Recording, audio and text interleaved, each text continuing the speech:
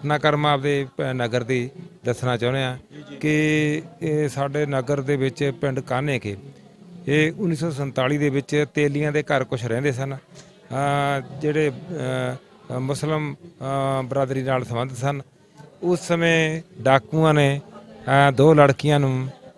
ਜੋ ਬੋਲੀਆਂ 17-18 ਸਾਲ ਦੀ ਉਮਰ ਦੀਆਂ ਸੀ, ਸੋਹਣੀਆਂ ਸੁਨੱਖੀਆਂ ਸਨ, ਉਹਨਾਂ ਨੂੰ ਉਹਨਾਂ ਦੇ ਘਰਾਂ 'ਚੋਂ ਬਾਹਰ ਕੱਢ ਲਿਆ ਅਤੇ ਉਹਨਾਂ ਦਾ ਪਰਿਵਾਰ ਨੇ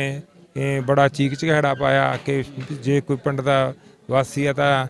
ਸਾਡੀਆਂ ਬੱਚੀਆਂ ਨੂੰ ਛੁਡਾ ਲਓ। ਹਾਂਜੀ, ਉਹਨਾਂ ਨੇ ਬੂਹ ਦਹਾਈ ਪਾਈ ਤਾਂ ਸਾਡਾ ਗੁਆਂਢੀ ਸੀ ਜਿਹੜਾ ਉਹ ਬਜ਼ੁਰਗ, ਉਹ ਫੌਜਾ ਸਿੰਘ ਸੀ ਉਹਦਾ ਨਾਂ।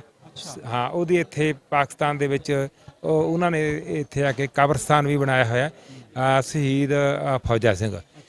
ਉਹਨਾਂ ਨੇ ਬਾਹਰ ਆ ਕੇ ਬਾਬੇ ਨੇ ਆ ਕੇ ਉਹਨਾਂ ਨੂੰ ਬਚਾਉਣ ਦੀ ਕੋਸ਼ਿਸ਼ ਕੀਤੀ, ਬਚਾ ਤਾਂ ਨਹੀਂ ਸਕਿਆ ਉਹ, ਪਰ ਉਹਦੇ ਹਿੱਕ 'ਚ ਗੋਲੀ ਜਿਹੜੀ ਹੈ ਉਹ